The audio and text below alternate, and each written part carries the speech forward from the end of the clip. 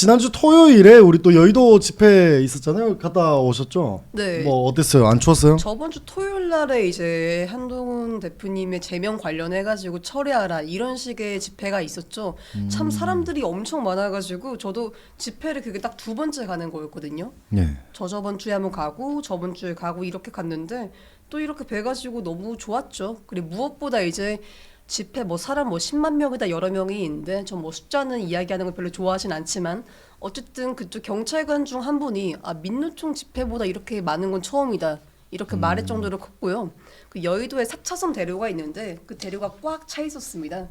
저기 당사까지 이렇게 쭉 가는 길목이 있었는데 그거를 저희가 10배속한 게 있거든요. 그렇게 해도 막 몇 분 지나도 그러니까 토탈 해가지고 한 30분 지나도 이게 안 차다 보니까 사람들이 정말로 이제 여기서 민심이 들끓고 있구나 좀 이런 생각이 들었죠. 또 이게 맞은편에는 윤어게인 집회가 있어가지고 시비도 걸리고 좀 재미있었습니다. 시비가 걸렸다는 건 시비를 걸어왔나요? 네, 어땠어요? 제가 그 집회가 있었는데 제가 당사 근처에 일이 있어가지고 좀 왔다 갔다 했어요. 신호등 건너 하는 과정 속에서 이제 한 분이 친한 게 남아경 아니냐 좀 이런 식으로 이야기를 했고 인지도가 높으시네. 그러니까 아닙니다. 지목당하기가 쉽지가 쉽지 않은데. 않은데. 저 말고 지목 당한 분도 있습니다. 근데 그렇게 한 두어 분 정도가 이렇게 시비를 걸으셨고 또 하나 아쉬웠던 거는 이게 그쪽 집회는 사람이 적긴 했지만 그래도 막 아이들 데려오고 어디 보니까 교회에서 동원하고 이런 게 있더라고요. 그럼 연령층이 낮은 분도 있고 함에도 불구하고 저랑 동갑내기라는 어떤 청년분이 연단에 서가지고 뭐 한동훈은 씨땡땡땡 이런 식의 육두문자를 사용하더라고요. 그러니까 물론 화가 날 수 있는데 이거를 어르신들도 있고 아기들도 다 듣는 그런 글에서 그렇게 소리 내는 게 이치에 맞지 않는다고 생각을 해서 조금 더 품격을 갖추는 언어를 그들이 지향했으면 좋겠다 이런 생각이 들었습니다. 어쨌든 본인이 어떻게 생각하는 건 자유인데 이로 인해서 시민들의 어떤 귀가 조금 더 어려워진다면 그건 좀 좋지 않은 거니까요. 솔직히 뭐 양쪽 다 네. 상관없는 시민으로서는 둘 다 길막이었긴 합니다만. 둘 다 길막이었다. 집회라는 게 그렇죠. 뭐 그런 거죠. 원래 집회라는 게 상대를 불편하게 하려고 하는 거니까요. 불편하긴 할 수 있는데 이게 욕설까지 들어가는 거는 저도 좀 지양해야 한다고 봅니다. 이제 시위가 저번 시위 얘기하시는 거죠? 그러니까 저번 주 토요일이라는 토요일 게 날. 어제 얘기라는 게 그저께죠. 아니라 그저께도 네. 또 이제 시위를 진행했었던 거죠. 그러면 이제 그때도 한 장관님은 안 오셨었네.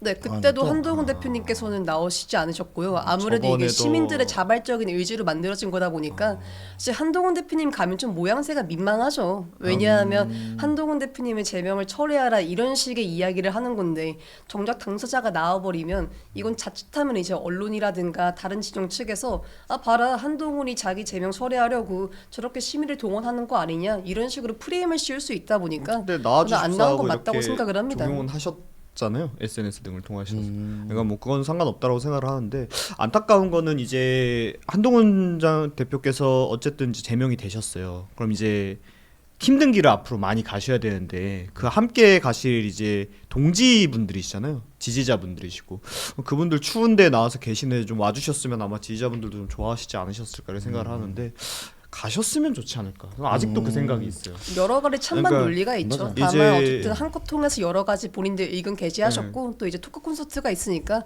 그런 거 통해서 이제 지지자분들도 응원해드리고 이런 시간이 있을 겁니다. 오늘 어차피 토크 콘서트 얘기도 할 거죠. 네, 그래요. 해야죠. 좀 이따가 또 네. 드릴 예정이고. 하도록 하겠습니다. 한데 아마 나오신 분들도 뭐 반신반의 했을 거예요. 그러니까 나와서 이렇게 우리와 함께 또 힘을 실어주고 함께 호흡했으면 좋겠다 하시는 분들도 있을 거고 아니면은 여기는 우리 지지자들이 이렇게 알아서 책임진다 하시는 분들도 있을 거고 뭐 사실 그럴 것 같아요. 그 책임진다고 하시는 분들도 근데 한동훈 장관님이 나오셨으면 좋아하셨을 거예요. 나오면 당연히 저는 좋아하겠죠, 그렇게 아마. 생각해요. 나오면 네. 모두가 좋아했을 거고 저도 사실 한동훈 대표님 좋아하셨을 나오셨으면 좋아했겠죠. 네. 다만 그것이 개인의 마음으로서는 좋아하지만 실제로 그분이 그 이후에 언론이라든가 반대 진영에서 공격받는 거를 생각을 해보면 전 나오지 않는 게 정무적으로는 현명했다고 생각을 합니다.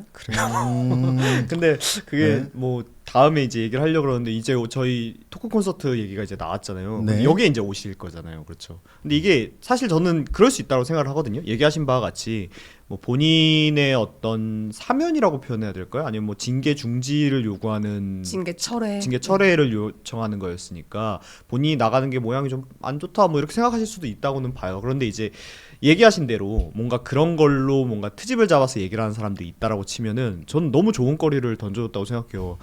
야, 너는 정치인이라는 사람이 너 지지하는 분들이 너 지키겠다고 그 추운 날 나가 있는데 안 오더니 티켓 받고 파는 데는 나가네? 이런 식으로 공격하기가 매우 좋은 모양새가 나오거든요. 바로 연달아서 이게 연속성이 있다 보니까. 그러니까 그런 거랑은 별개로 제가 이제 어쨌든 저도 큰 당에 있다가 나오면서 창당을 하는 과정을 겪었던 사람이잖아요. 그러면은 그 동지들 간에 이제 좀 뭉치고 힘든 일을 앞으로 많이 겪어야 돼요. 그러니까 그때부터 좀 함께 하는 게 그 순간의 뭔가 정무적인 판단보다는 정말 앞으로의 동지들과의 그런 걸 생각해서 조금은 남들 보기에 모양이 조금 빠지더라도 나가시는 게 좀 좋지 않았을까. 아직도 그렇게 생각을 동지들과 하거든요. 함께 가고 또 무엇보다 이게 오래 가야 하잖아요. 오래 가려면 전 정무적 판단을 하는 것이 더 맞다고 생각을 뭐 합니다. 이거는 가치 그리고 한 판단인데. 가지로 한동훈 예. 대표님 토크 콘서트 말씀하셔가지고 저도 한마디를 한 점은요. 이게 가격 말씀하셨잖아요. 그게 가격이 아니라 민주당에 돈이 한명도 내느냐, 원내대표께서 아느냐는 있으셔가지고 거니까. 한병도 원내대표께서 뭐 티켓 장사 이런 말씀하셔가지고 그 맥락 이어가지고 한 가지 말씀만 드릴게요. 이거는 좀 여러 가지 설이 있고 오해가 있어가지고요. 이게 입장료를 저희가 무료로 받을 경우에는 공직선거법상 불법 기부 행위에 해당할 여지가 있고요. 입장료를 저희가 저렴하게 받을 경우에는 행사 운영비의 차익만큼 이것들을 뭐 기부한 것이 아니냐 이런 간주가 될 수 있습니다.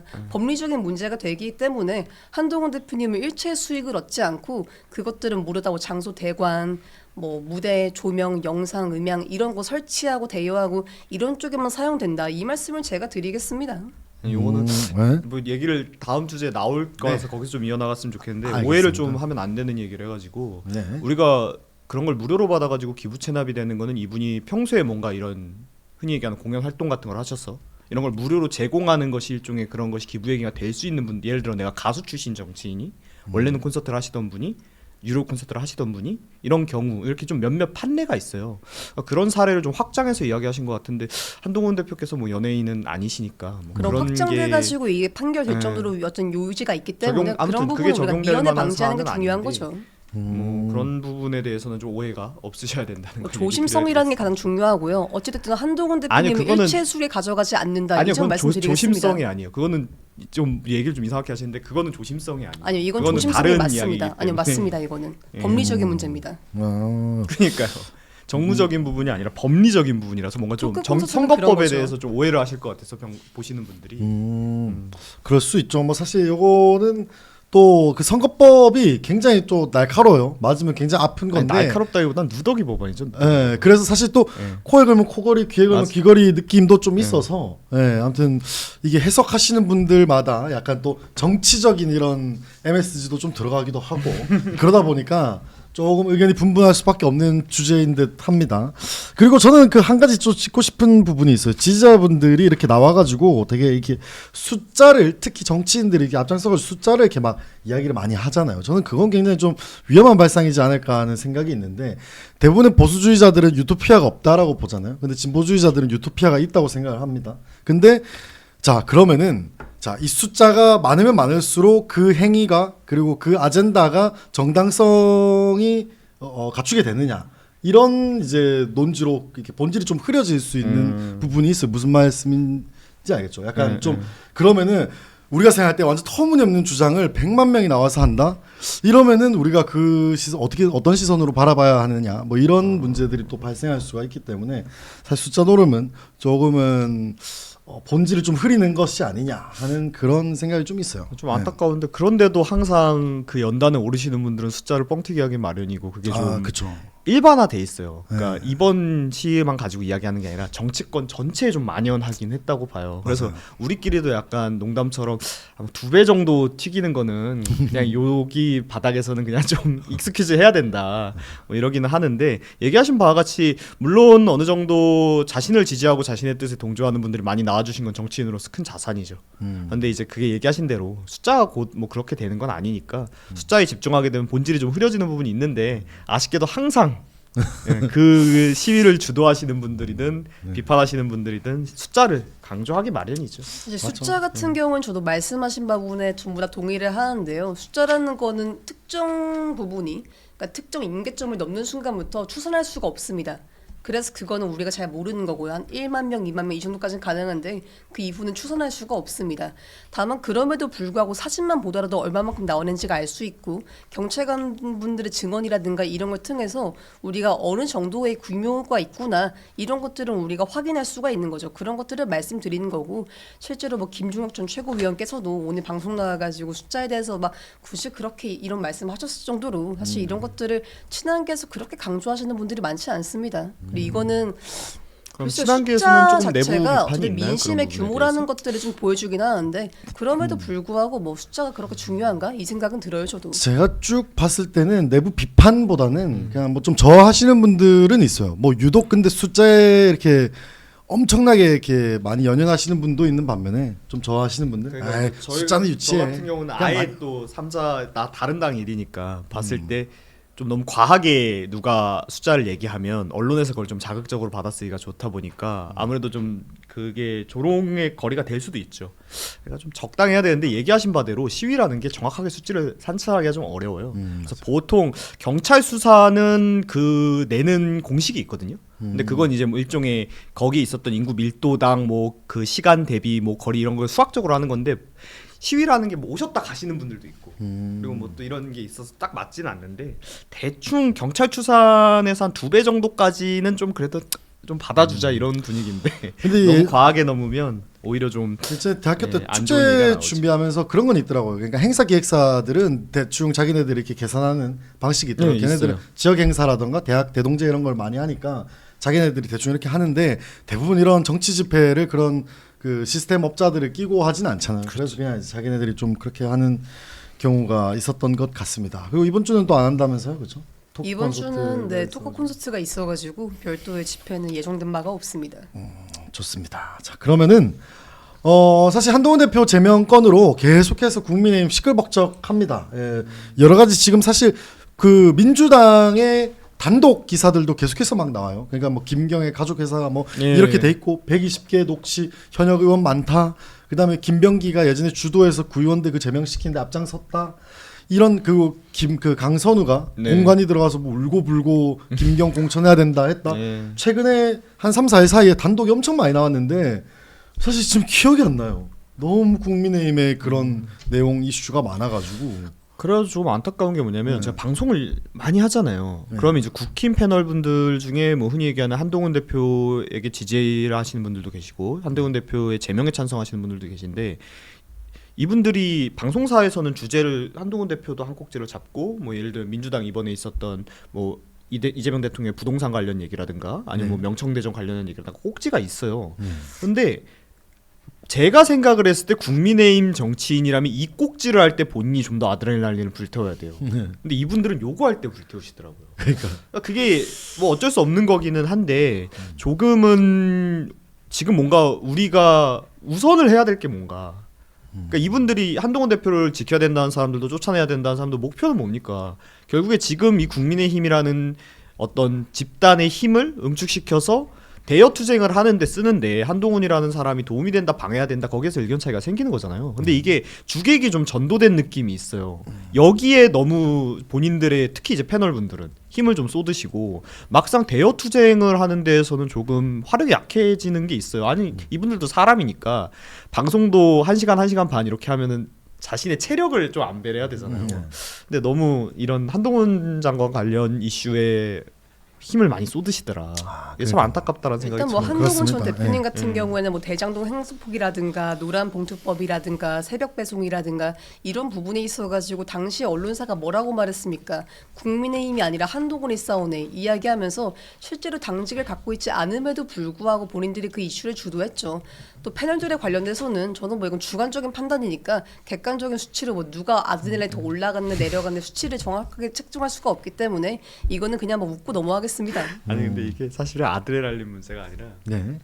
실제로 좀 그런 게 있어요. 준비를 네. 아무래도 민주당 쪽 말은 요즘에 좀 너무 사건이 많이 터지니까 우리 쪽도 좀 지치는 게 있습니다. 근데 이제 이쪽은 이제 뭐가 좀 어쨌든 대화가 진행이 되니까 좀 이렇게 패널 분들이 아무래도 방송을 하시는 분들이니까 이제 이 지켜보는 분들의 어떤 입맛에 맞는 이야기를 하려고 하시는 분들도 꽤 있어요. 어느 정도는 필요하다라고 저도 생각을 하고. 그런데 이제 반대로 이제 보수의 패널이란 보수 지지층들이나 보수 시청자분들이 좋아하는 얘기를 해야 되는데 안타까운 게 이 시청자분들이 한동훈 대표 관련 이슈에 대해서 이야기하는 걸 더 좋아하시는 게 세요. 실제로도 뭐 그런 추이 같은 게 나오잖아요. 어떤 얘기를 할 때 신청률이 올랐고 이런 게 있잖아요. 정접자가 올랐고. 그래서 이게 좀 대여 투쟁력에 있어서 이 이슈 때문에 조금 약해지는 거는 좀 사실이 아닌가. 그래서 이게 일단 뭐 애초에 시청률이라든가 이런 실리적인 거를 생각했을 거였으면 그분들이 친한계에 소속이 되어 있지 않겠죠. 아니요. 그런 지금 거를 추가할 뭔가 뿐이었으면 좀 애당초 얘기를 그러지 않았을 거라는 말씀을 드립니다. 뭔가 지금 잘못하신 것 같은데 저는 지금 친한계 패널분들을 가지고 얘기한 게 아니에요. 예. 지금 이거는 친한계가 아니라 한동훈 대표님을 비판하시는 분들도 똑같아요. 그거는 이 이슈가 보수 지지층들에게 좀 먹힌다라는 거죠. 안타깝다. 그게 안타깝다니. 개파 갈등으로 인해 가지고 민주당발 여러 가지 이슈가 묻힌다는 점에 있어 가지고는 저 또한 동의를 하고 안타까운 점은 있습니다. 네, 맞습니다. 자, 아무튼 이걸로 시끌벅적한데 오세훈 시장이 최고위 의결 나자마자 장동혁 사퇴하라 뭐 약간 이런 류의 메시지를 내고 오늘 또 국회에 가가지고 한마디 거들었습니다. 요약을 해서 오늘 오세훈 시장께서 한 말을 얘기를 해보자면 장동혁 리스크가 수도권 대패 결과로 이어진다면 책임을 묻는 것보다 지금 노선 변화를 강력하게 목소리 요구해야 된다. 뭐 이런 이야기를 했고요. 지금 이거는 나 혼자만의 염려가 아니라 서울, 인천, 경기 각 지자체장과 강력 출마자들 모두 상당히 노심초사하고 있다. 그러면서 지금 국민의힘 소속 자치단체장들 많은데 전부 마음이 숯검덩이가 됐을 것이다. 뭐 이런 얘기를 했고요. 마지막 이제 요구 사항도 명확하게 이야기를 했어요. 명확하게 윤석열 전 대통령과의 관계 전륜을 분명한 기조로 해주고 나서야 국민께 국민의힘을 선택해달라는 취지로 말할 수 있을 거다. 장 대표가 입장과 노선이 달라지지 않으면 나도 입장 변화는 없다라고 했습니다. 어떻게 생각하세요? 어떻게 생각하세요? 네. 제가 먼저 말할까요? 그럼요. 일단은 말씀하신 바에 동의를 하고요. 사실 숫자라는 거는 어떤 국민들이 정치권에게 보내는 가장 정직한 성적표거든요. 근데 그런 것들이 때로는 정치적 사형 선고까지 나아갈 수가 있습니다. 근데 그런 측면에 있어가지고 우리가 여론조사 데이터를 한번 확인해볼 필요가 있는데 그 리얼미터 조사죠. 이번에 1월 5주차 결과인데요. 민주당 정당 지지도가 43.9%, 그리고 국민의힘이 37%입니다. 오차범위 바뀐 거죠. 재미있는 거는 전 수도권에 집중을 했습니다. 왜냐하면 수도권 같은 경우는 서울이 5.5%포인트가 하락해서 38.7%고요. 인천, 경기 여기 묶어서 진행을 하니까 여기는 6%포인트가 하락을 해서 33.4%를 달성했습니다. 그러니까 40%의 마의 선이 약간 붕괴가 된 거거든요. 이 부분에 있어가지고는 우리가 민심을 완전히 잃었고 자칫하면 이제 중도 우파까지 우리가 잃어버릴 수 있기 때문에 더더욱 자성해야 된다 이 말씀을 드리겠습니다. 실제로 그래서 오 시장님 말씀하셨는데 오 시장님뿐만이 아니죠. 저 유정복 시장님, 그러니까 국민의힘 내에 있는 이제 뭐 시도지사 협의 회장으로 계시는데 이분 같은 경우에도 한동훈 대표님 이제 제명권 관련해 가지고 자해, 자멸, 자폭 이런 워딩을 사용하면서 일종의 내란 상태라고 비유를 하셨고요. 오 시장님 같은 경우는 뭐 사퇴 요구했고 오늘도 말씀하신 대로 이야기했으니까 더 드릴 말씀은 없을 것 같습니다. 다만 제일 중요한 거는 수도권 민심이라는 거는 전국의 민심을 좌우하기 마련이에요. 그쪽에서 민심이 마련되면 퍼지기 마련이거든요. 그러다 보니까 지금 이렇게 된 거는 굉장히 위험하고 전 또 하나 주목한 게 이제 부울경인데요. 부울경 지역이 6.2%포인트가 하락을 해서 40.4%예요. 이쪽도 곧 있으면 40%에서는 내려갈 수가 있습니다. 이런 걸 보았을 때 이건 수도권뿐만 아니라 다른 자치단체장들도 이제 조금 더 우려의 목소리를 내고 이제 경계할 필요가 있다. 이런 말씀을 드리겠습니다. 아마 시간이 지나갈수록 더 커질 겁니다. 부터 지금 수도권 금은 서, 경, 인 다 진다 그죠? 그렇죠. 네. 마음이 참, 아픕니다. 어렵네요. 이제 뭐 정치 방송 패널이니까 이야기하신 바에 대해서 분석 잘 해주셨고 네. 여기서 궁금한 건 그거죠. 오세훈 시장님 왜 이 타이밍에 그렇게 얘기를 하셨을까? 왜냐하면 저만 해도 이제 이 한동훈 대표의 이제 제명권이나 그 김종혁 최고의 징계권이나 이런 게 보면 뭐 저는 뭐 김종혁 최고가 본인이 과거 이제 비대위 시절에 하신 게 있으니까 뭐 자업자득이라고 하기는 했습니다만 그 자체는 부당하다고 이야기를 했었잖아요. 왜냐면은 이게 뭐 두 개 건이 조금 다르지만은 자당을 강하게 비판했기 때문에 징계해야 된다. 뭐 파시스트라는 단어를 써서 뭐 이 사람이 비판했기 때문에 징계해야 된다. 이건 좀 과한 거거든요. 물론 그게 징계를 정말 뭐 해야 돼서 할 수도 있지만 그게 막 2년 3년씩 중징계를 때릴 사안은 될 수가 저는 없다라고 생각을 해요. 근데 이제 뭐 다 김종혁 최고가 본인이 이제 징계를 주도할 수 있는 주류의 입장일 때는 비슷한 행동을 하셨던 거에 대해서 그냥 예전에 잡았던 것이고 부당하다고 생각을 하고 뭐 한동훈 대표의 제명권에 있어서도 이게 사안이 전 잘못이라고는 생각하는데 제명이라는 건 굉장히 큰 중징계잖아요. 네. 이런 중징계가 나올 만한 사안인가에 대해서는 꾸준히 이건 좀 과하다라고 얘기를 드렸어요. 그러니까 오세훈 시장님도 그렇게 생각을 하셨을 수 있어요. 이게 그렇게까지 갈 사안이 아닌데 너무 과하다. 그런데 만약에 그렇다면 이게 제명이 결정되기 전에 뭐가 액션이 나오셨어야 되는 거고 그런데 뭔가 끝나고 나서 이 타이밍에 이야기를 하신 이유가 뭘까? 그러니까 이게 이미 절차적으로 되돌릴 수는 없는 상황이잖아요. 그러면은 지금 뭔가 오세훈 시장님께서 노림수가 있는 타이밍인 건데 제가 봤을 때는 그게 뭔지가 잘 안 느껴져요. 그래서 혹시 친한계 쪽에서는 이걸 어떻게 해석을 하시나를 물어본 건데 사안에 대한 해석이야 뭐 다르게 볼 게 없는데 그래서 혹시 어떤 오세훈 시장님의 뭔가 정무적인 판단이라고 생각을 하시는지. 뭐 제가 친한계 모두를 아, 대변할 그렇진 수가 아니지만. 없다. 예, 이건 예. 남학연 개인의 의견이다. 예, 예. 이 이야기를 드리고요. 저희는 뭐 자유의지의 총합이 아니니까. 그런데 일단은 저는 국회의원 분들이 국민의힘 내인 당직자분들 국회의원 분들이 이런 사안들에 대해서 조속히 이야기를 하지 않은 것, 사전에 이야기하지 않은 것, 이 부분은 저는 많은 분들이 부끄러운 줄 아셔야 한다고 생각을 합니다. 미리 말씀하신 분들의 용기는 박수 쳐야 하고요. 다만 오 시장님 같은 경우에는 광역자치단체장이잖아요. 네. 정치가가 아니라 행정가란 말이에요. 그러다 보니까 이런 사안들이 있어가지고 저는 입이 무거운 거는 이해할 수 있다고 생각을 합니다. 그것 자체만으로 우리가 그분이 비판할 수는 없죠. 다만 뭐 문성호 대변인님께서 말씀하셨으니까 그 부분을 개인적으로, 네, 개인적으로. 추측을 하자면 어쨌든 지금 이야기가 나오는 게 나경원 의원님께서 서울시장을 출마하고 싶다는 욕구를 보이셨고 오 시장님 같은 경우는 재선을 희망하시죠. 모두가 알고 있는 사실이고.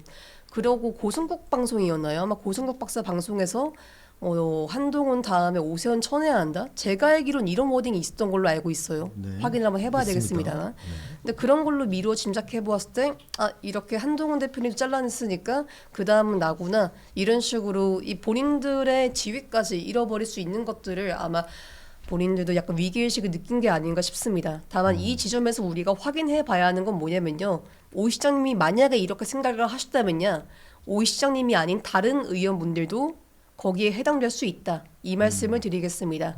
지금은 안심하고 있는 국민의힘의 의원분들, 기초자치단체장, 광역의원, 뭐 광역자치단체장 모든 분들도 거기에 해당될 수가 있다. 저는 여기에 대해서는 경각심을 갖고 조금 더 목소리를 내는 게 맞다고 생각을 합니다. 그게 하나 교훈이지 않을까 싶네요. 뭐 총대를 좀 메고 있는 듯하죠. 그리고 사실 뭐 그런 말 하시더라고요. 패널분들 나오시면은 이제 여론조사가 엄청 유리했는데 작년 말만 해도 점점 떨어지니까 이거 완전히 이거 긴박감을 느끼고 이렇게 또 하는 거 아니냐. 그러니까 이게 조금 이제 저희 어째 정치 논평을 하는 거니까 네. 정무적인 판단해 봤을 때 타이밍이 진짜 이상하다고밖에 생각이 안 들어요. 왜냐면 지금 이렇게 해서 오세훈 시장님이 얻으실 수 있는 정치적인 이득이 없는 타이밍이에요. 차라리 이게 뭔가 제명이 결정되기 전에 흔히 얘기하는 이 국면이 이제는 뭐 되돌릴 수 없기 전에 뭔가 영향력을 행사를 하셔서 그것으로 뭔가 상황을 멈추다가 예를 들면은 진짜 뭐 이런 게 부당해서 이런 부당한 모습을 보여주면 국민들께 우리가 지지를 못 받는다라고 오세훈 시장이 머릿속에 생각을 하셔서 뭐 예시로 그래서 이걸 막아야 된다라고 하면 너무 늦은 타이밍이고 그러면은 이제 와가지고 그걸 뭔가 이야기해가지고 당내에서 뭔가 본인이 힘을 얻기에는 어쨌든 지금 당내 주류나 당권파나 그 당권파를 지지하는 당원들의 숫자가 한동훈 대표를 제명하는데 찬성하는 측이 높다는 건 뭐 이제 나타난 거잖아요. 그 당내에서 숫자적으로. 수치적으로 그러면은 거기에서 뭔가 본인이 당적으로 이익을 얻을 것도 없는 상황이고 그러니까 정치적으로 이익이 얻을 게 없는 상황이고 무슨 이념적으로 하기에도 신념적으로 하기에도 타이밍이 늦었단 말입니다. 그래서 혹시 좀 오세훈 시장님께서 정무적으로 좀 다른 판단을 하고 계신 게 아닌가 앞으로 이제 지선이 승리가 조금 어렵다라고 판단하시는 게 아닌가 싶어요. 그래서 조금 이제 조금 그런 이렇게 표현하면 안 되지만 조금 핑계를 만들려고 하시는 게 아닌가 이게 좀 안타깝고 걱정이 됩니다. 그러니까 우리가 지금 전체적으로 다 어려워요. 우리가 아니죠. 국민의힘이 전체적으로 다 어려워요. 그런데 그럼에도 오세훈 시장은 조금 후보로서 입지가 좀 있었던 편이고 좀 해볼만 하다라고 했었던 후보인데 그 후보마저도 지금 얘기하신 대로 여론조사에서 점점 밀리고 있잖아요. 그러면은 우리가 여기에서 할 수 있는 방법이라는 게 굉장히 줄어드는데 거기에서 뭔가 돌파구를 찾기보다는 조금 다른 방식으로 나아가려는 게 아닌가. 그래서 제가 국힘 내부에 조금 취재를 했는데 실제로 오세훈 시장님께서 경선에 이기지 못할 수도 있다라는 얘기가 많이 나온대요. 그러니까 이 부분에서 뭔가 본인의 어려움을 느끼고 돌파를 하려고 하신 게 아닌가. 그렇게 하기에는 뭐가 근데 지금 너무 안 맞는 상황이라서 그래서 혹시 뭐가 좀 다른 게 제 눈에 보이지 않는 뭐가 있나. 그래서 다른 분들 보시기엔 어쩐가 먼저 여쭤본 건데. 근데 그 제가 패널분들 이렇게 늘 모시면서 이렇게 얘기를 듣다 보면 그런 게 있어요. 약간 순수한 마음은 신앙초에 이제 좀 배제하는 경향들이 있으십니다. 대부분 이제 어떻게 하면 정치적 실리가 있을까? 이건 정무적 판단이 무조건 우리가 못 보는 두수 삼수 정도가 들어 있을 것이다라고 일단 전제를 하고 바라보기 때문에 우리가 약간 그런 순수한 마음일지도 모르지 않습니까? 그럴 수 있죠. 오 시장님의 순수한 애당심이라고 생각을 한번 약간 해보겠습니다. 원로로서 그러면 맞죠. 원로까지는 아니지만 아버지의 마음으로서 어버이 마음으로서 약간 우리 이러면 안 됩니다. 약간 이런 걸 수도 있잖아요. 그러니까 얘기 말씀하신 대로 이제 제가 좀 찌들어가지고 그게 잘 안 보이나 해서 그래서 뭔가 좀 제 눈에 안 보이는 걸 좀 보실 수 있나. 근데 왜냐면은 너무 타이밍이 안 좋거든요. 차라리 빨리 하셨어서 뭔가 세력적인 연합을 이루시거나. 근데 저는 네. 빨리 하는 거는 사실 아까 말한 대로 뭐 다른 의원님이나 이런 분들은 더 빨리 하는 게 맞다고 보는데 오 시장님 같은 경우에는 서울시장이잖아요. 그 광역자치단체장으로서의 그 행정가로서의 어느 정도의 중립성을 본인 스스로가 짊어져야 하는 의무감을 가지고 있을 겁니다. 그분은 국민의힘 소속이지만 그와 동시에 서울시를 책임지는 리더니까요. 그러니까 저는 뭐 그거는 어쩔 수가 없다라고 보고 그럼에도 불구하고 뭐 늦게 냈다라고 한다면야 그거는 아버지의 마음에서 아니 그러니까 그 순수한 말대로면 마음이 있을 아예 수 안 했어야 되는 거고 뭔가 본인이 정치적으로 중립을 표명하고 싶으면 아예 안 했어야 되는 거고. 선을 넘었으니까 그 부분을 말씀하신 거겠죠. 아예 제명이 된 후에 오 시장님의 선은 그거인 것 같아요. 그리고 제가 알기로 그 전에도 약간 조금 다르게 말씀하신 걸로 알고 있어요.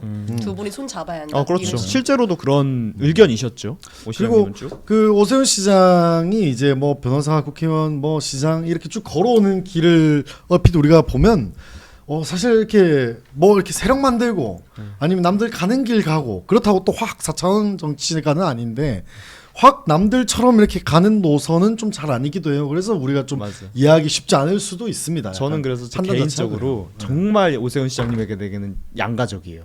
제가 정말 좋아하는 정치인의 모습하고 정말 싫어하는 정치인의 모습 두 개를 다 가지고 계신 분이거든요. 그래서 볼 때마다 이거 하나만 없었으면 정말 대통령감인데 이럴 때가 있고 어떨 때는 이거 하나는 진짜 안 바뀌시는 거야 이럴 때가 있는데 가끔 너무 타이밍이 뜬금없을 때 뭘 하실 때가 있으세요. 그래서 저는 이번에도 그게 좀 발현이 돼가지고 하긴 예전에 그 뭐 좀 걱정이 되는 거죠. 고민정이랑 캐삭방 할 때 저는 저거 맞나? 그러니까 뭐 무상급식 때도 슬픈 그랬고 말씀을 하시는데요. 캐삭방 할 때 저 깜짝 슬픈 놀랐잖아요. 과거를 정말. 들춰내시고 아이고. 아픈 상처에 소금을 뿌리시고 그래도 어쨌든 저희가 범보수권에서 오세훈 시장님이라는 분이 참 제목인데 그리고 저희의 리소스인데 이게 좀 잘 하시는 모습을 저는 응원을 한 마음이 있는데 좀 안타까움이 있습니다. 타이밍이 좀 너무 어긋났다고 생각해요. 국민의힘의 좋은 자산이고요. 뭐 아버지로서의 그 마음 감사히 여기고 있다. 전 이렇게만 말씀드리겠습니다.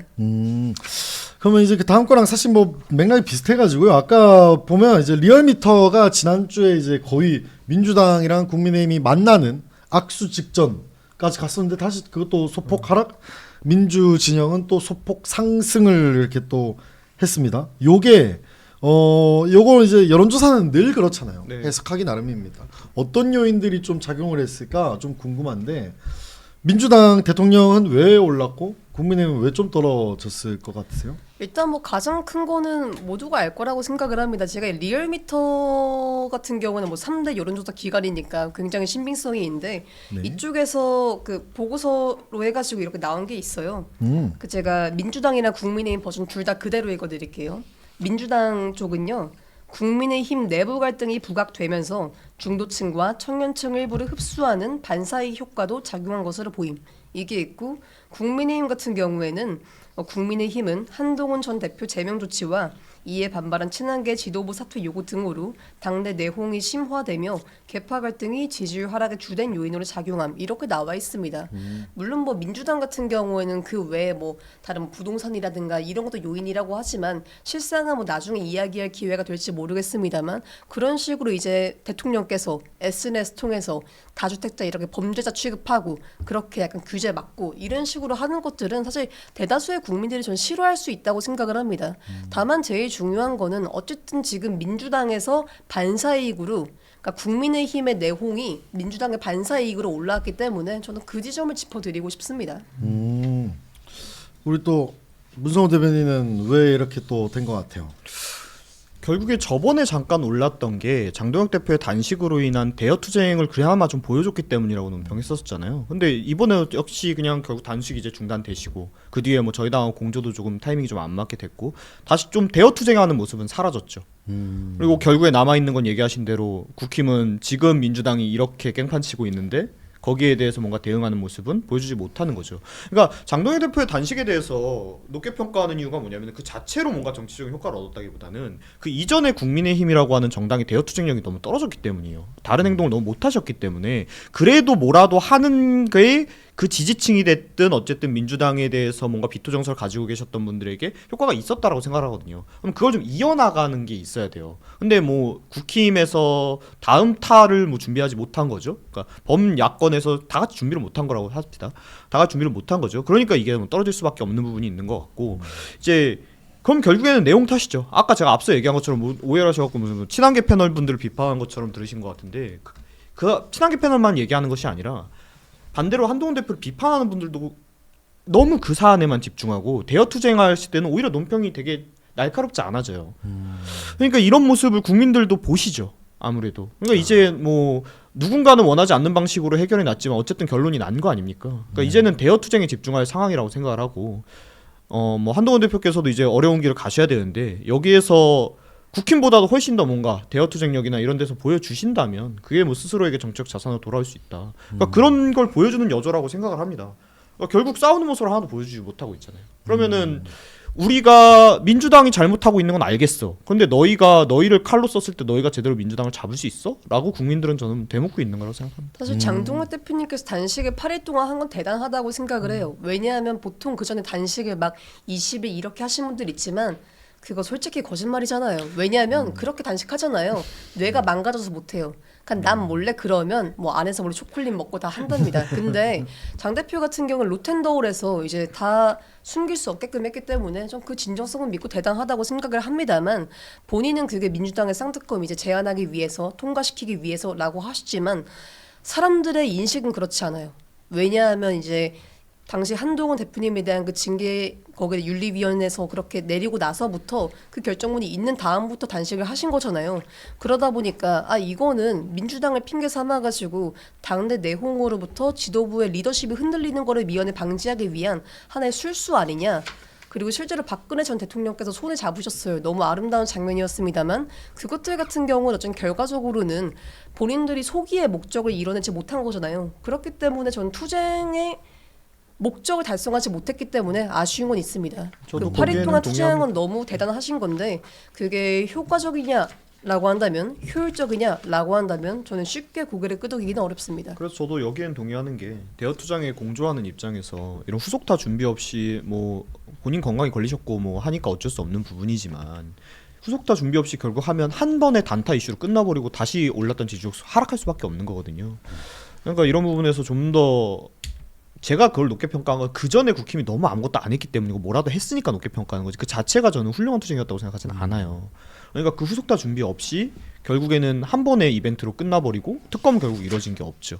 그렇다면 우리가 지금 다음 스텝을 준비해야 된다고 생각을 합니다. 그러니까 지금 뭐 어쨌든 이 국민의힘 내부 내용 국면이 이제 정리 수순으로 가고 있으니까 이 부분에서는 저희가 진짜 철저하게 좀 준비를 해서 대여 투쟁력을 보여주지 못하면 결국 국민의 선택을 받지 못할 거다. 모든 정당에게 마찬가지일 거라고 생각합니다. 맞습니다. 자, 근데 사실 이 분위기면은 국민의힘 뭐 사실 어려워요. 어렵죠. 지방선거 너무 어렵습니다. 제가 이렇게 실질 정치인들을 재선을 준비하고 있거나 출마를 준비하고 있는 분들 만나 보면 지금 서로 게다가 지금 서울의 구청장 지금 후보 못 구한다고 지금 말 많잖아요. 근데 제일 중요한 또 경기도지사 안철수 안 나간다. 김은혜 안 나간다. 오늘 방송 전에 보니까 김문수 장관도 불출마로 가닥을 잡았다고 하는데 그럼 경기지사 도대체 누가 나가? 지금 뭐 원유철 전 원내대표 뭐 얘기 나오고 뭐 이 도저히 후보가 없습니다. 구청장도 그렇고 그러니까 지금 강남구청장은 또 박이 터진대요. 그리고 지금 경북도지사랑 대구시장 박 터지잖아요. 와, 이 나머지는 이거 도대체 뭐 어떻게 해야 됩니까? 타개할 방법이 있을까요? 어떻게 생각하세요? 사실 다 경기도지사 부분 말씀하셔가지고 말씀을 드리면요. 네. 이게 유리한 선거와 불리한 선거의 차이가 있습니다. 예. 국민의 입장에서 이렇게 말하면 너무 안타까운데 예. 유리한 선거 같은 경우에는 많은 분들이 참여자로 나서려고 해요. 유리하지 않은 선거 같은 경우에는 많은 분들이 참여하기 꺼려합니다. 이번이 그렇죠. 민주당 같은 경우에는 경기도지사가 거의 춘추전국시대거든요. 굉장히 많습니다. 다 나오려고 그러잖아요. 개나 소나 다 나와 지금. 안 나온 사람이 없습니다. 지금 뭐 고향의 한준호 최고위원, 하남의 추미애 의원, 김두영 지사도 뭐 재선한다고 하시고요. 남양주의 김병주, 화성의 권칠승, 수원의 염태영 다섯 손가락 넘어갑니다. 정말 많은 사람들이 도전합니다. 그들이 능력은 없지만 그래도 도전을 합니다.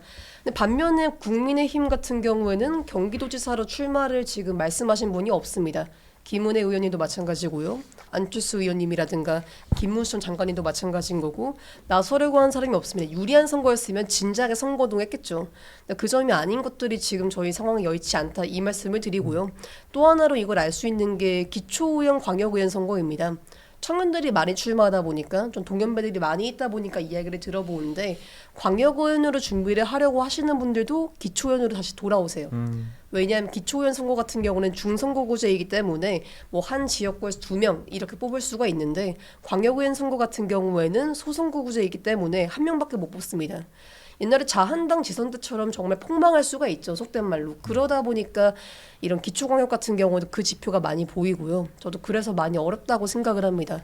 다만 타개할 방법이라고 한다면요. 저는 글쎄 너무 어려운데 딱 한 가지가 있다고 생각을 해요. 그러니까 자성하는 것밖에 없죠. 자성이라고 하면 지도부가 바뀌어야 하는 건데 어쨌든 뭐 지금 국민의힘 내에서 제가 말한 것처럼 불경 같은 지역들도 위험하다고 했잖아요. 그럼 이제 수도권뿐만 아니라 다른 쪽에서도 많이 불안감을 느끼고 이야기가 나올 거라고 생각을 합니다. 그럼 여태껏 침묵하고 있던 뭐 정치학에서는 뭐 표면적으로 충직한 민주주의자라고 이야기를 하는데 극단적인 세력과 결별의 용기는 없으면서 극단적인 발언을 하지 않으면서 일종의 자기 위로성 정치를 하는 분들이 좀 나서는 게 맞다고 생각을 합니다. 그게 유일한 저는 변화라고 생각을 하고요. 그렇게 해서 뭐 장동혁 최대가 우리 대표님께서 잘 바뀌셨으면 좋겠다 이 말씀 드리겠습니다. 네. 아니 뭐 거의 대부분 동의하고요. 네. 뭐 딱 하나 조금 의견 다른 거는 지도부가 바뀐다고 이길 수 있기에는 지금 좀 늦었죠. 그러니까 이제 아마 근데 그건 그러니까 어려울 거라고 얘기하신 거고 다 동의하고 근데 오늘 좀 방송의 재미를 위해서 네. 여기 이제 굉장히 정적으로 이제 진지하게 해주시는 분이니까 예. 지금 국힘 지향선거 출마하려고 그러는 사람 죽을라 그래요. 제가 그죠. 이제 국힘 출신이니까 어느 정도 좀 듣는 것도 있고 또 방송으로 취재를 해보면요 얘기한 대로 지금 다 도망가려고 그러고 있어요. 그러니까. 근데 저는 사람으로서는 이해가 됩니다. 당연하죠. 어렵죠. 본인이 나가고 선거 질 거 뻔한데 선거하는데 뭐 본인이 희생해야 될 부분들이 있잖아요. 하기 싫겠죠. 그러니까 조금 뭐 청년분들이 광역에서 뭐 구의원으로 내려가고 기초로 내려가고 이런 거는 인지상정 이해할 수 있다고 생각을 해요. 그렇지만 얘기한 것 같이 경기지사 같은 경우는요 굉장히 중요합니다. 우리나라 인구의 거의 뭐 5분의 1, 4분의 1이 경기도 살아요. 맞아요. 그 중요한 데서 지금 이 두 번째 정당인 제1야당이 후보를 못 찾아가지고 못 낸다? 후보들이 다 공문이 빼고 있다?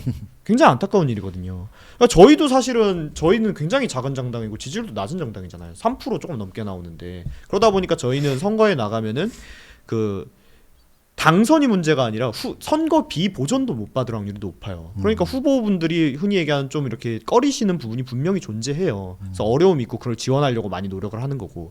그런데 국힘은 그래도 어쨌든 나가면 선거비 보전이라든가 지원을 받을 수 있음에도 불구하고 이런 모습을 보이는 게 참 이해는 되면서도 안타까운 거죠. 그래서 경기지사 같은 경우에는 저는 꼭 국힘에서 후보를 낼 수가 정말 없는 상황이 온다면 결국에는 좀 합쳐서라도 좀 내야 되는 거 아닌가 이런 생각을 해요. 그러니까 지금 우리가 민주당의 경기도지사 계속 뺏기고 있지만 원래는 보수권에서 계속 이기던 곳이거든요. 이제는 오래돼서 기억도 못할 수도 있겠지만 그러니까 이 경기도라는 곳을 포기한다는 것 자체가 굉장히 안타까운 일이죠. 그래서 저는 안철수 의원님께서 경기도지사를 좀 나와주셨으면 좋겠다 이런 생각을 했었거든요. 좀 해볼만한 것 중간에 같은데. 합쳐서 내놓으라는 거는 그럼 뭐 어떤 염두에 두시는 분이 계시는 건가요? 아니요 그런 건 아닌데 후보를 안 내버리면은 그게 너무 후보를 이상해지잖아요. 안 내지는 않겠죠. 네. 그렇다고 너무 안 좋은 분을 낼 수는 없으니까. 근데 만약에 이게 당연히 생각이 있으실 정말 거라고 생각합니다. 지도부에서 험지라고 판단하고 지도부가 정말 지방선거에 이제 진심이라고 하면은 성남 기반에 있는 김민수 최고라도 이렇게 보내야 되는 거 아니에요? 그러면 아니 그 정도는 해야 이제 우리 지도부는 지선에 정말 진심이다라는 걸 보여줄 수 있지 않을까요? 아니 근데 그분은 만약에 나가라 그러면 나갈지도 몰라요 진짜. 아 그쵸 뭐 자기 또 나갈지도 돈도 몰라요. 많다고 하시던데. 아니 뭐 돈의 문제보다 예.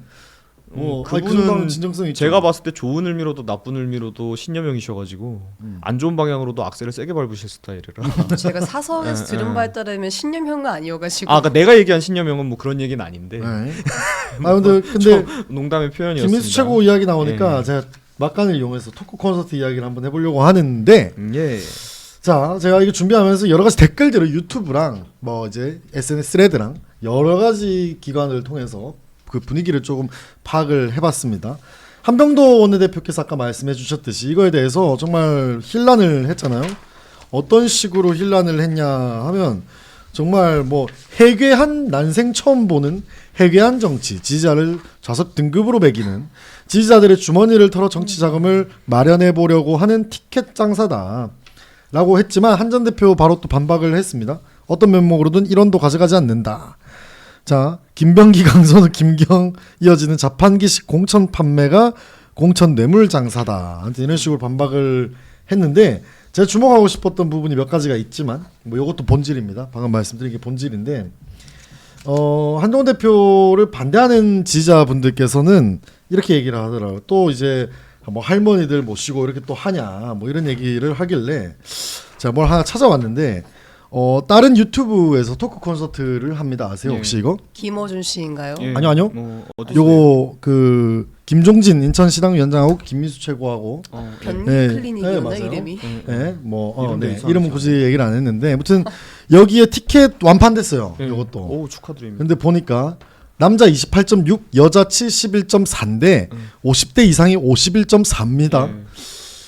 아니 본인들은 티켓파 2030에 티켓 파워가 있다고 했는데 2030이 빵프로예요. 8.6%입니다. 네, 이거는 우리가 또 어떤 식으로 생각하세요? 일단은 뭐 정치 집회든 뭐든 청년들이 참여를 많이 안 해요. 안 해요. 그러니까 왜냐하면 일단 청년들이 정치라는 걸 실감하려면 직업을 갖고 가정을 가진 다음입니다.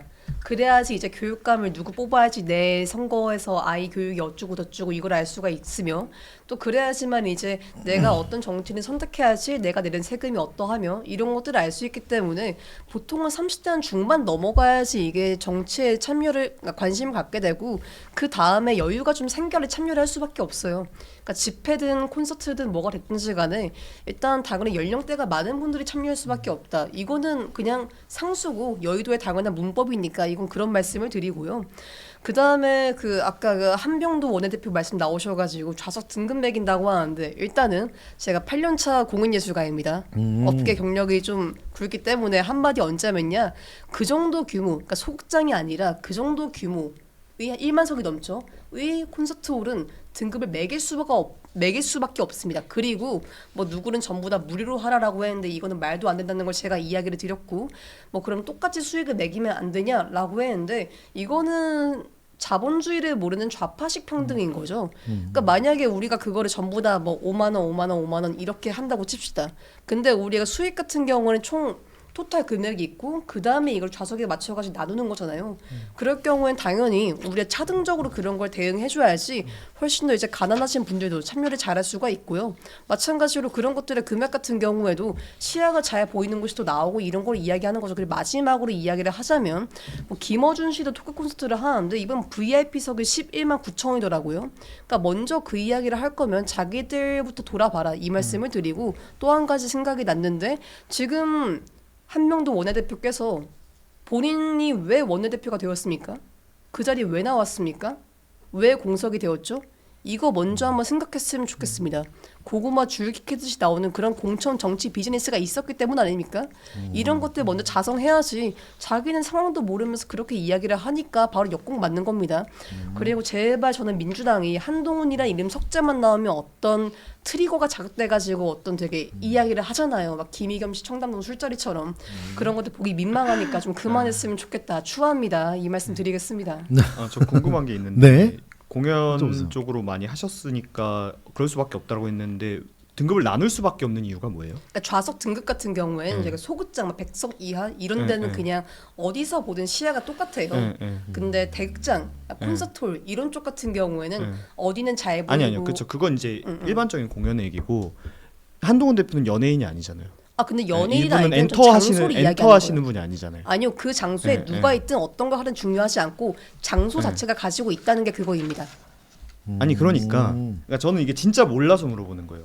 이게 거기에서 이제 문제 제기를 한 거에서 아까 뭐 김어준도 그렇게 했는데 근데 김어준은 정치인이 아니라 유튜버잖아요. 거기는 그 사람은 유튜버고. 김어준 씨는 제가 좌석 등급이 아니라 가격 이야기한 거였어요. 그러니까 그 사람은 이제 유튜버니까 뭐 상관없고 얘기하셨던 알석을 나누는 건 이제 공연 예능이니까 말한 대로 그건 수익이 목적이니까 그렇게 해야죠 당연히. 그런데 여기에서는 그걸 나눌 수밖에 없는 이유가 뭐예요? 등급을 나누는 게 지리자를 위한 거니까요. 제가 아까 말씀을 드리기도 했는데 네. 수익 같은 경우는 토탈 금액을 얼마 정도가 정해져 있습니다. 네. 저희가 뭐 대관비라든가 이런 거 합쳐가지고 네, 하는 네. 거였죠. 저희가 돈을 버는 비즈니스가 아니니까요. 그럼 그 비중을 우리가 티켓, 그러니까 좌석에 따라 가지고 이걸 판매해가지고 그런 걸 보전하는 건데 전부 다 똑같이 n분의 1 할 때랑 이게 뭐 잘 보이는 쪽이랑 안 보이는 쪽이랑 차등적으로 할 때랑 어떤 게 조금 더 가난하신 분들이 많이 올 수 있겠습니까? 이거는 더 많은 분들이 조금 더 한동훈 대표님의 이런 좋은 정치에 대한 열망을 보고 싶어 하지만 지갑 사정이 넉넉지 않은 분들을 위해 좋은 거니까요. 저는 이건 이런 식으로 말씀을 드릴 수가 있겠습니다. 그게 저는 뭐 그렇게 당위성이 있는 얘기 같진 않은데 일단 알겠는데 그러면 이제 여기에서 이게 뭐 수익을 내려고 하지 않는다 그럼 그 수익은 누가 가져가요? 수익을 한동훈 대표님은 한 푼도 안 받고요. 그렇죠. 아니 그러니까 장소 오히려 더 대관이랑- 이상한 거예요. 말씀드리잖아요, 제가 그래서. 그러니까 장소 차라리 대관이랑 잠깐만 물어볼게요. 수익이 남으면 누가 가져가요? 일단 장소 네, 대관이랑 스텝 인건비랑 스텝 인건비에 네, 많이 네. 들어가겠죠. 그러니까 수익이 남으면 누가 가져가냐고요. 그것까지는 뭐 제 주최 측이 아니기 때문에 말씀드릴 수가 실제로 그거에 없겠습니다만 대해서 적어도 내용을 좀 한동훈 대표님이 봤는데 가져가지는 않습니다. 그래서 지금 얘기를 드리는 거예요. 이 지금 보니까 이걸 준행하는 이제 그 일종의 그 업체가 있어요. 근데 이 업체가요 한 8일 전인가 9일 전에 생긴 업체예요. 그 전까지 없다 등록을 그때 했어요. 등록지가 어딘가 보니까 여기 무슨 사무실 건물 같은 데가 아니라요. 무슨 경기도 어디 아파트예요. 경기도 아파트를 사무실로 등록을 해놨어요. 근데 보니까 한 14억 정도 되는 채권이 걸려 있는 곳이더라고요. 그러니까 뭐 좀 이상해요. 그래갖고 저는 오히려 아까 전에 그 처음에 얘기했을 때 왜 이게 선거법 위반에 걸릴 수 있냐 뭐 이런 얘기를 했더니 이 얘기를 하려고 그랬던 거거든요.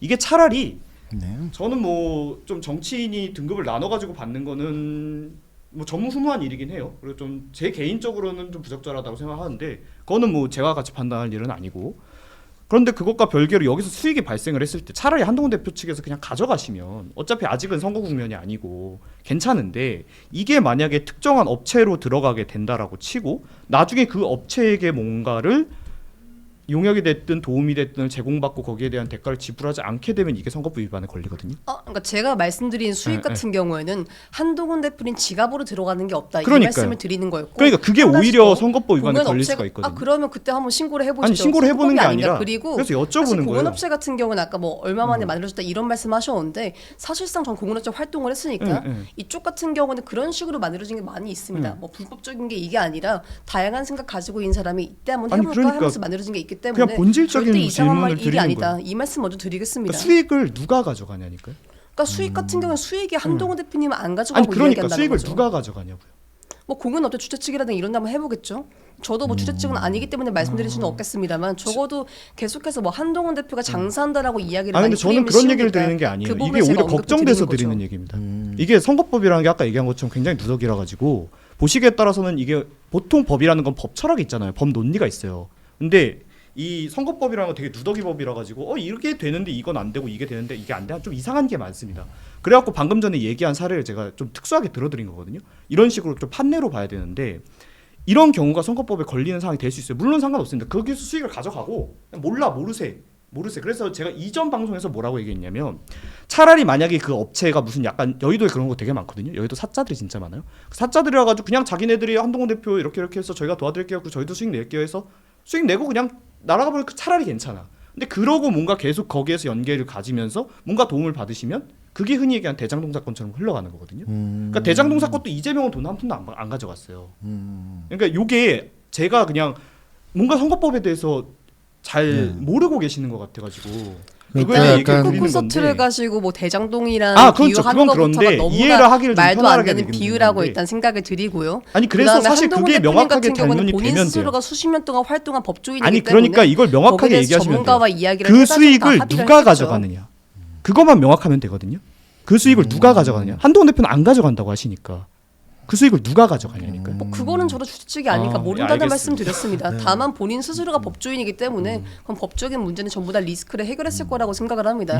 애당초 그분이 그런 분이었다면 지금까지 이 자리에 왔겠습니까? 정리를 해보자면 이제 문성호 대변인 같은 경우에는 이제 수익이 어찌됐든 간에 이게 1원 단위로 모든 집행이 이루어지지 않을 거니 그 남은 수익금이 특정 업체에 가서 그 특정 업체가 이제 추훗날 또 아니, 한동훈 그냥 차라리 대표랑 먹고 뭐가 가면 이렇게 돼. 먹고 그냥 가면 문제될 게 맞아, 없어. 헤어지고 그러니까 우리는 어. 정당한 업무를 했고 정당한 비용을 썼고 뭐 거기서 스텝 남은 수익금 인건비도 우리가 그렇게 했다. 가긴 하겠죠. 네. 그렇게 하고 이제 빠이빠이 하면은 문제가 없는데 만약 그 사람들이 계속 남아서 한동훈 대표의 위성처럼 뭔가 이제 공조가 추가적으로 이루어지는 정황이 있으면 아니, 혹시나 제가 이 얘기를 이제 왜 이루어질 수 드리냐면 있을 것이다. 남학원 대변인께서 지금 우리가 수익을 이렇게 내는 것이 뭔가 가난한 분들이 혹은 지갑 사정이 여의치 않은 분들도 참여할 수 있기 위함이다라는 거잖아요. 요인도 하나 있다라는 말씀을 드린 그렇다면 거죠. 그런 요인이 있다라고 하면은 당연히 주최 측에서는 이 어떤 참여하기 위한 비용이 지금 뭐 비판하는 측에서 뭐 너무 비싸다 이야기를 하지만 물론 저 모르는 제가 보기에도 조금 비싸 보긴 합니다. 공연하신다니까 아시니까 보통 공연 조금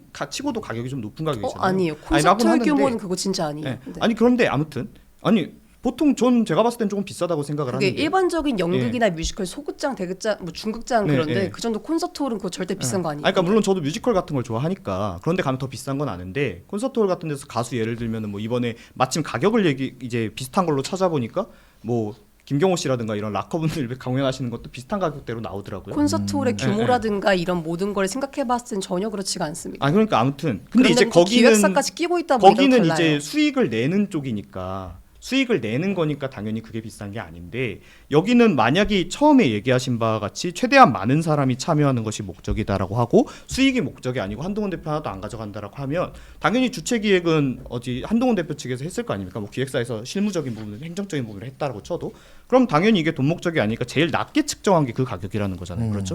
최대한 낮게 측정을 했을 거 아닙니까? 아니에요? 그러겠죠. 네, 그렇다라고 하면은 수익이 안 남을 텐데 그렇죠? 많이 안 남을 거잖아요. 제가 아까 말씀드린 네. 게 장소 대관이랑 이런 데 쓰인다고 했잖아요, 돈이. 네, 그렇죠. 그것 중에 하나가 스텝 인건비라는 네, 게 있어요. 네, 그렇죠. 거기에 들어가겠죠. 이게 진짜 심각해질 수 있는 문제거든요. 예, 그래서 이거는 제가 봤을 때 계속 물어볼 겁니다. 한동훈 대표가 이제 제명이 됐으니까 뭐 한동훈 대표에 대해서 굉장히 비판적으로 세게 하시는 분들이 많잖아요. 패널 분들이 됐든 뭐 정치인 분들이 됐든 그런 분들이 이거는 계속 물어볼 거예요. 왜냐하면 사실 지금 스스로도 뭔가 대답이 뭔가 매끄럽지 않잖아요. 저는 애초에 매끄럽지 못해 부분이 없다고 생각을 하고 애초에 한동훈 대표님 같은 경우에는 작년 12월에 토크 콘서트를 했거든요. 예. 그러니까 만약에 이게 문제가 됐었더라면요 그때부터 계속 그런 사람들이 이야기를 했겠죠. 이번 건 같은 경우는 이제 그 민주당 원내대표께서 한명도 원내대표께서 뭐 이상하게 등급을 나온다든지 이런 말을 해가지고 좀 이게 사안이 왜 저렇게 말하냐 이런 식으로 그 사람을 좀 약간 비판하는 쪽으로 언론이 그때 퍼진 거지. 토론회가 이거 이제 가지고 우리가 저도 말하지 나중에 이제 않습니다. 봤는데 굉장히 성황리에 채워졌었잖아요. 그래서 그 홀을 다 채워서 못 들어오시는 분들도 있었다고 저번에 얘기하셨던 12월에 했던 그거 같은 경우에는 이런 식으로 입장료가 판매됐었나요? 제가 알기로는 판매가 되었습니다. 그때는 이제 그때도 입장료가 판매가 되고 근데 보통 이제 우리가 정치인들 북콘서트 이런 거는 책을 판매해도 입장료가 따로 있지는 않아서 그때도 콘서트랑 조금 이런 다르게 토크 했었었네. 콘서트랑은 다르죠. 아, 그렇긴 한데. 콘서트 같은 경우에는 또 예, 하는 예. 게 어떤 콘서트 홀을 빌려서 이렇게 예, 하는 예, 게 예. 아니라 그냥 뭐 어디 아니 그러니까 뭐 어떤 저번에 문화 말이에요. 공간 이번에 이런 말고. 식으로 하는 그러니까 거니까. 이번에 말고 얘기하신 그때랑 12월. 이번에랑 좀 비슷해가지고 말씀드린 거였어요. 그때 그때도 킨텍스에서 했거든요. 입장료를 걷었었나요? 제가 알기로 입장료를 받은 킨텍스 걸로 할 알고 때 있습니다. 걷었습니다. 고양시 킨텍스에서. 있었습니다. 비용이. 아 그러니까 이게 뭐 전 잘못됐다는 건 아니고 보통 이제 그런 류의 그러니까 이번 거는 좀 새롭게 하는 거잖아요. 정치인들이 이런 식으로 많이 안 하니까 좀 새로운 예시인데 그런 경우에는 보통 입장료가 없이 하거든요. 근데 이제 그래서 그냥 난 당연히 없으려나 했었던 건데 그때도 입장료를 냈었었군요. 정치인 북 콘서트랑 그 당시 토크 콘서트랑 아예 다르다는 걸 제가 말씀을 드릴게요. 그거를 절대 같은 선상에서 우리가 말할 수가 없습니다. 예. 그거는 이제 뭐 근데 뭐 사실 무에서 유가 탄생한 거라 가지고 모든 해석이 분분할 수밖에 없는 건 맞습니다. 사실 정치인들은 어디 한번 그 속된 말로 광 팔아보려고 연단이라도 있으면 냄새 맡으면서 찾아다니고 그런데 뭐 비용이 어디 있습니까? 그냥 사람들 모였다고 하면 마이크 나 잡아도 돼 이래가지고 이제 여러분 저 누군데요? 보통 이런 시스템이 이제 정치 그렇죠. 문화인데 예. 뭐 사실 이건 여지껏 없었던 문화이기 때문에 뭐 의견이 다소 분분할 수는 있겠다. 뭐 그런 생각이 좀 듭니다. 그리고 아까 댓글에 어떤 분이 이제 이거 미뤄졌던데요라고 얘기를 하셔서 찾아보니까 미뤄졌나요? 정말 미뤄졌더라고요. 이 왜? 네, 김민수 최고하고 네 강용석하고 이게 나오는 아 그거가 요거는 미뤄졌다고요? 예, 이거는 표가 많이 안 팔려가지고 관심이 없어서. 3월로 미뤄졌다고 합니다. 그리고 제가 그러니까 이 연령을 말씀드린 이유가 뭐냐면 그러니까 김민수 최고 같은 경우에 2030에 티켓 파워가 있다라고 얘기를 그렇게 많이 했었는데 보면은 지금 여자 71.4, 50대 이상이 51.4잖아요. 그러니까 저는 이런 연령별, 세대별 갈라치기 하는 문화가 좀 없었으면 좋겠어요. 그냥 굳이 막 어떻게 청년이 뭐 어떻고 뭐 여성이 어떻고 뭐 거기는 뭐 3040이 지지한다더라 이런 이야기는 우리가 사실 선거를 준비하는 전략을 짜는 사람들이 이제 전략을 짜는 그렇죠. 국면에서는 필요할 수 있는데 굳이 이렇게 나와가지고 밖에서 필드에서 너희는 뭐 여자만 지지하는 거기잖아 뭐 이런 이야기를 우리가 할 필요가 있을까 저는 그런 생각도 좀 들어요. 그 이제 뭐 정체성 정치의 폐해인데 굉장히 안 좋은데 네. 이미 굉장히 깊숙이 들어와 있죠. 그래서 참 계속 안타깝습니다. 반복될 거라고 생각하는데 요거는 좀 웃기네요. 본인들이 그렇게 말해놓고 그렇다고 하니까. 저도 우리가 특히 어떤 뭐 지리자라든가 어떤 정당에서 너네 뭐 남자만 지지해 여자만 지지해 너네 뭐 어르신만 오잖아 이렇게 말하는 거 정말 안 좋다고 생각을 합니다. 그러니까 어떤 비평가들이 현상을 그냥 분석하는 걸로 말할 수가 있죠. 다만 그게 아니라 우리가 말해볼 때 그 뉘앙스라는 걸 알 수 있잖아요. 그 조롱하는 식으로 말할 때가 있단 말이에요. 전 그런 거 뭐 성별도 마찬가지지만 특히 연령대 어르신분들 모욕하는 거는 저는 후배 세대가 아니면 동년배라든가 이런 사람들이 절대 해서는 안 되는 거라고 봅니다. 그렇게 본인들이 나이 가지고 그렇게 말을 하지 않았으면 좋겠고 특히나 뭐 저는 저 스스로가 청년이기 때문에 더더욱 그런 청년 정치인이 있다면 이야기를 드리고 싶은 게 그 소설 은교에 이런 말이 있습니다. 나의 늙음이 나의 잘못으로 인해 받은 벌이 아니듯 너의 젊음이 너의 노력으로 인해 얻은 상이 아니다. 이런 걸 좀 상기했으면 좋겠습니다. 그러니까 어르신에 대한 기본적인 예의 범절이 지금 우리 정치권에 없는 것 같아가지고 참 개탄스럽다 이 말을 드리겠습니다. 저도 한 50년 뒤에는 조롱받겠지만요. 네, 아니 원래 좋습니다. 보통 그런 류의 조롱이 민주당에서나 많이 나오던 거잖아요. 옛날에 무슨 뭐 몇 살 이상이면은 뇌가 뭐 어쩐다 이런 얘기 하시는 분이 지금 60 넘으셔가지고 정치 계속 하고 계신데, 그러니까 이런 결국에는 이건 본질적으로 그거예요. 자신들을 지지해주지 않는 상대에 대한 악마화입니다. 결국에는 그걸 젊은 애들은 너네는 니네가 역사 공부를 안 해서 그런 거고 나이 드신 분들은 이제 나이가 드셔서 너희가 결국 의미가 없어요. 이분들은 자기들이 지지받지 못하는 이유를 상대에게서 찾고자 하는데 가장 편한 방법이 이런 식으로 갈라치기 하는 거라서 그래요. 그래서 이게 얘기하신 대로 굉장히 나쁜 거고 지양되어야 하는데 반대로 그만큼 쉬운 게 없죠. 우리가 막 이렇게 얘기하려고 그러면 방금 전처럼 오래 얘기해야 되잖아요. 오래 우리가 이 사안에 대해서 얘기해야 되고 분석해야 되고 거기에 대해서 방금 전처럼 우리가 뭐 의견이 다른 부분이 있으면 첨예하게 토론해야 되고 그럼 재미없어갖고 채널 돌려버려요. 근데 그래놓고 너네는 나이 많은 사람들만 오는데 너희는 어린애들만 오는데 이래버리면 딱 한마디면 되거든요. 그러니까 이런 게 단순히 정치권에서 자생한다고 해서 되는 것이 아니라 지지자분들도 그걸 좀 지향을 해주셔야 돼요. 다 같이 이게 좀 사회적으로 이걸 지향해야 된다는 게 있어야 그나마 될까 말까 한 거지. 정치인들대로 플레이어들은 플레이어대로 지지자분대로 그냥 이거는 그러면 안 돼 그러면 안 돼만 한다고 전 바뀌지 않는다고 봅니다. 맞습니다.